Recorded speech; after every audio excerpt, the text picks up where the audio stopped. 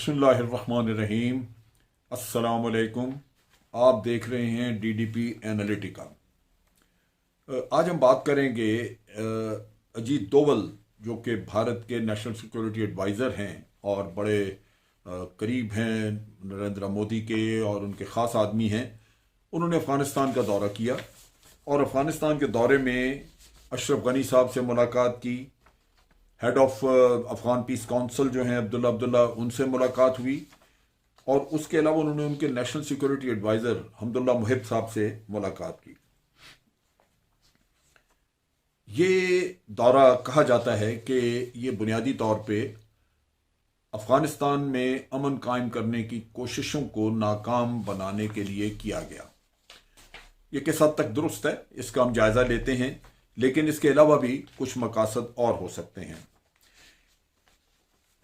ये हमें ज़हन में रखना चाहिए कि इससे पहले भी अब्दुल्ला ख़ास तौर पे वो इन कांटेक्ट रहे हैं और अब्दुल्ला ने जब पाकिस्तान का दौरा किया था तो उसके फ़ौरन बाद उन्होंने फिर भारत का दौरा किया 2 दिन का, और भारत बल्कि 3 दिन का, और भारत में इसी तरह अजीत दोवल और मुख्तलिफ जो उनके की पर्सनल हैं उनसे उनकी मुलाकातें होती रहीं और वो सारी रिपोर्ट उन्होंने जाके वहाँ पे मुहैया की जो पाकिस्तान में बातचीत करके गए। पाकिस्तान में उस वक्त उन्होंने बड़े अच्छे इंप्रेशंस दिए, लगता था कि मामला बिल्कुल ठीक हो गए। लेकिन ये जो भारत का उसमें रोल है वो लाजमी बात है कि पाकिस्तान को एक तरह से अफ़गानिस्तान में निगेट करने के लिए पाकिस्तान के जो जो कुछ न कुछ मफादात हैं वहाँ पे उनको नुकसान पहुँचाने के लिए अजीत दोवल हमेशा सरगर्म रहे। और ये मेरा अपना अंदाज़ा है कि उस वक्त भी जो गुडविल क्रिएट की गई उसको नलीफाई करने के लिए अजीत दोवल ने अपना रोल अदा किया होगा। अब बात यह है कि ये बार बार अजीत दोवल या भारत दरमियान में क्यों कूदता है। भारत तो नेचुरली अपने मफादात की वजह से उन्होंने वहाँ पे पैसा भी खर्च किया है और बहुत बेतहाशा प्रोपेगेंडा किया है पाकिस्तान का एक नेगेटिव इमेज बिल्डअप करने के लिए। बल्कि अफ़गानिस्तान में ये कोशिश की गई कि लोगों को ये बताया जाए कि अफ़गानिस्तान की तमाम मुश्किलात जो हैं उसका ज़िम्मेदार पाकिस्तान है। फिर अफ़गान तालिबान के बारे में हमेशा ये प्रोपेगेंडा किया जाता रहा कि पाकिस्तान जो है वो अफ़गान तालिबान को ख़ास तौर पे हक़ानी नेटवर्क को मदद करता है, जिसकी वजह से अफ़गानिस्तान में ये जंग जारी है, वरना तो अमेरिका कब का फतह पा चुका होता। अब बात यह है कि पाकिस्तान मदद लाजमन नहीं करता, लेकिन कुछ इन्फ्लुएंस मौजूद है इस वजह से कि उनकी फैमिलीज यहाँ पे हैं। और दूसरी तरफ ये है कि पाकिस्तान ये कर नहीं सकता कि वो अफ़गान तालिबान के साथ भी एक महाज खोल ले। उसमें पहली बात तो ये है कि अमेरिका यहाँ से अचानक निकल जाए जो अभी कर रहे हैं, तो फिर हर फर्द जो है वो पाकिस्तान का दुश्मन होगा। फिर ये है कि हमें देखा भी है कि जो पाकिस्तानी तालिबान अफ़गानिस्तान जाके बैठ गए उनको तो वहाँ मेहमान नवाजी शुरू हो गई, उनको तैयार करके वापस पाकिस्तान में लॉन्च किया गया। ये अमेरिका सारा खुद देख भी रहा है वहाँ पे। तो ये कैसे हो सकता है कि हर किसी की जंग पाकिस्तान लड़ता रहे। तो नेचुरली हमने अपने मफादात में अफ़गान तालिबान के साथ जंग नहीं लड़ी, लेकिन लाजमी बात है कि हमने उनको सपोर्ट नहीं दी। और सपोर्ट देने के लिए पाकिस्तान को ज़रूरत भी क्या है, ईरान मौजूद है, रशिया मौजूद है, जो पाकिस्तान से ज़्यादा बेहतर पोजीशन में है इस काम के लिए, और वो कर रहे हैं। अब चीज़ यह है कि अफ़गानिस्तान का और भारत का एक बड़ा करीबी जो ताल्लुक है वो 4 अक्टूबर 2011 को एक स्ट्रेटजिक पार्टनरशिप का एग्रीमेंट साइन किया अफ़गानिस्तान ने और भारत ने। और इस एग्रीमेंट में मुझे हैरान होता आदमी कि किस तरह का एग्रीमेंट है। उसमें अफ़गानिस्तान ने तकरीबन अपनी सॉवरेनिटी जो है वो भारत के हवाले कर दी है। यानी तावन के नुक्ता निगाह से रियासत चलाने का कोई भी ऐसा शोबा नहीं है। वो इकॉनमी ले लें, तालीम ले लें, ट्रेनिंग ले लें, पुलिस ले लें, इंटेलिजेंस ले लें, आर्मी, कोई शोबा ऐसा नहीं है जिसमें कि भारत को तावन के नाम पे इनग्रेस नहीं दी गई। और उसके साथ साथ फिर बांध दिया गया अफगानिस्तान को कि वो हर मामले में भारत से मुशावरत करके आगे चलेगा। सो मच सो कि यूनाइटेड नेशन के फोरम पे भी अगर अफगानिस्तान ने कोई अपना स्टांस लेना है तो वो भारत की मुशावरत के बगैर नहीं ले सकता। इसका मतलब ये है कि भारत उनकी फैसला साजी के ऊपर हावी हो गया। अब यही वो चीज़ है जिसकी वजह से पाकिस्तान के साथ अफगानिस्तान अपने माहिदे नहीं कर सका। मिसाल के तौर पे हमने अगर उनसे इंटेलिजेंस शेयरिंग का माहिदा करने की कोशिश की है तो अफगानिस्तान नहीं कर सका, क्योंकि बिल्कुल एन साइन करने से, माहिदा दस्तखत करने से एक दिन पहले वो माहिदा जो है वो रिजेक्ट कर दिया। हालांकि उस पर एग्रीमेंट हो चुका था, सिर्फ एक सेरेमनी करनी थी, लेकिन जैसे ही अब्दुल्ला अब्दुल्ला को दिखाया गया और भारत को पता लगा, तो उसमें ख़ास तौर पे जो बलोच सेपरेटिस्ट वहाँ अफगानिस्तान में रखे हुए हैं उनके मामले पे इख्तलाफ हुआ कि उनको तो किसी भी सूरत में एग्रीमेंट में इंटेलिजेंस शेयरिंग के लिए शामिल नहीं किया जा सकता। सो ये भारत का रोल था और आज दिन तक भारत यही रोल अदा कर रहा है। और पाकिस्तान के मफादात को नुकसान पहुंचाने के लिए भारत पहुंचा चाबहार, वहां से इंटेलिजेंस नेटवर्क भी कायम किया पाकिस्तान के खिलाफ और फिर रास्ता अफगानिस्तान की तरफ। ये वो सारी चीज़ें हैं जो कि भारत हर लिहाज से पाकिस्तान के ऊपर अफगानिस्तान की डिपेंडेंस भी कम करने की कोशिश करता रहा और ये भी कोशिश करता रहा कि अफगानिस्तान के अंदर पाकिस्तान के बारे में इतनी नफरतें फैला दी जाएं कि वो ताल्लुकात बढ़ा ना सके और फिर अफगानिस्तान को मुआहदे के जरिए ऐसा बांध दिया जाए कि वो भारत के बगैर आगे हिल ना सके। अब चीज़ ये है कि इस दौरान में हुआ क्या, यानी कुछ चंद एक तब्दीलियाँ, चंद एक ऐसे वाक़यात, ऐसी चीज़ें हुई जिससे कि भारत ने ये मुनासिब समझा कि ये वक्त है कि जाके अफगानियों के साथ दोबारा कोऑर्डिनेशन की जाए और मामला आगे बढ़ाए जाएं।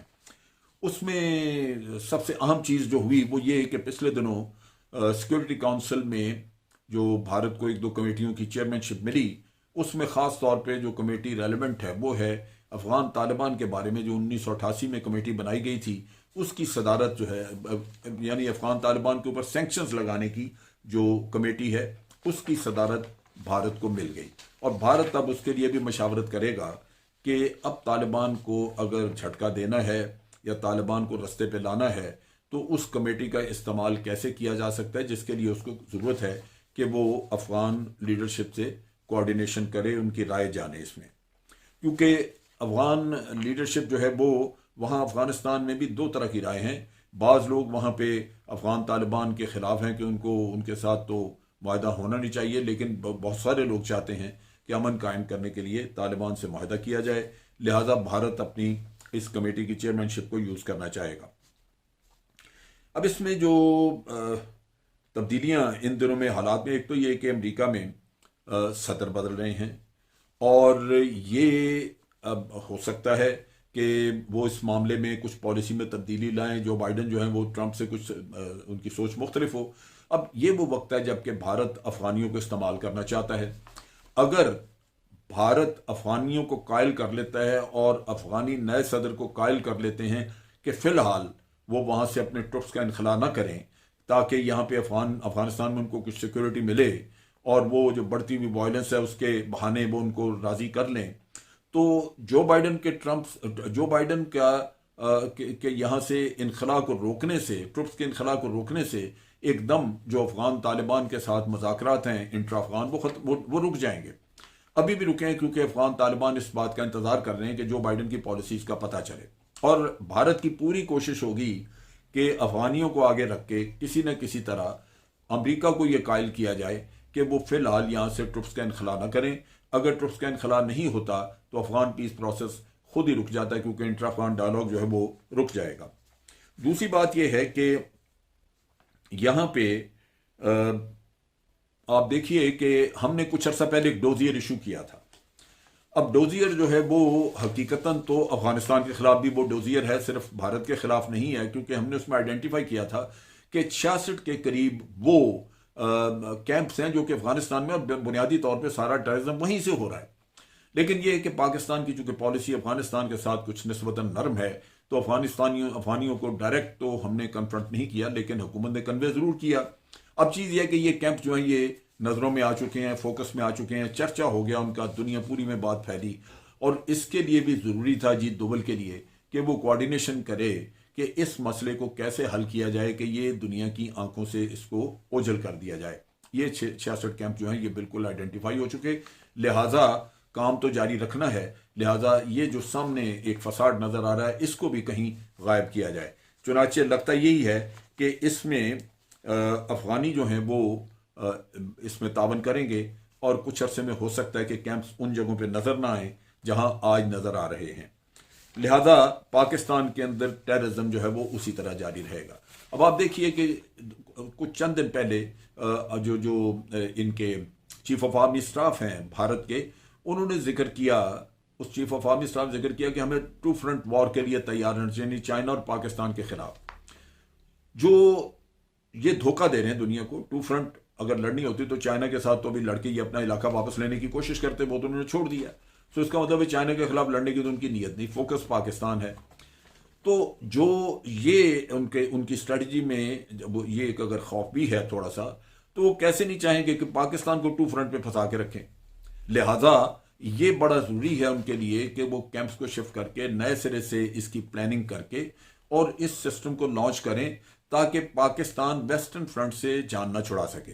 और वेस्टर्न फ्रंट पे अगर डिप्लॉयमेंट्स रहेंगी तो नेचुरली ईस्टर्न फ्रंट पे आपका फोकस भी निस्बतन डिवाइडेड होगा, और उसके साथ साथ शायद वो आपके ट्रुप्स भी वहाँ पे उतने नहीं होंगे। और भारत के लिए ये एक बड़ी, मैं समझता हूँ कि हौसला अफजा सिचुएशन होगी उनके लिए। लिहाजा इन हालात में ये वो मामलात हैं जिनमें पाकिस्तान को फोकस करना चाहिए कि ये आगे सिचुएशन डेवलप हो रही है, और लगता यूं है कि भारत इनखिलाफ वाज का रुकवा के अफगानियों के जरिए टेररिज्म को रीऑर्गेनाइज करके पाकिस्तान को दोनों फ्रंट्स पे दोबारा एंगेज करके तो वो फंसा के रखेगा, ताकि पाकिस्तान स्टेबल ना हो सके। और अफगानिस्तान तो इन एनी केस स्टेबल नहीं होगा इस चीज़ की वजह से, और जंग जारी रहेगी। और यही चीज़ भारत को सूट करती है कि इंस्टेबिलिटी अफगानिस्तान में, जहाँ से वो खुल के अपना खेल खेल सके। ये है तजिया मेरे नुक्ता निगाह के मुताबिक अजीत दोवल के मकासद का, जो कि उसने अफगानिस्तान में जाके पूरे किए होंगे। आज के लिए इतना ही। अफवाज पाकिस्तान जिंदाबाद, पाकिस्तान पाइंदाबाद।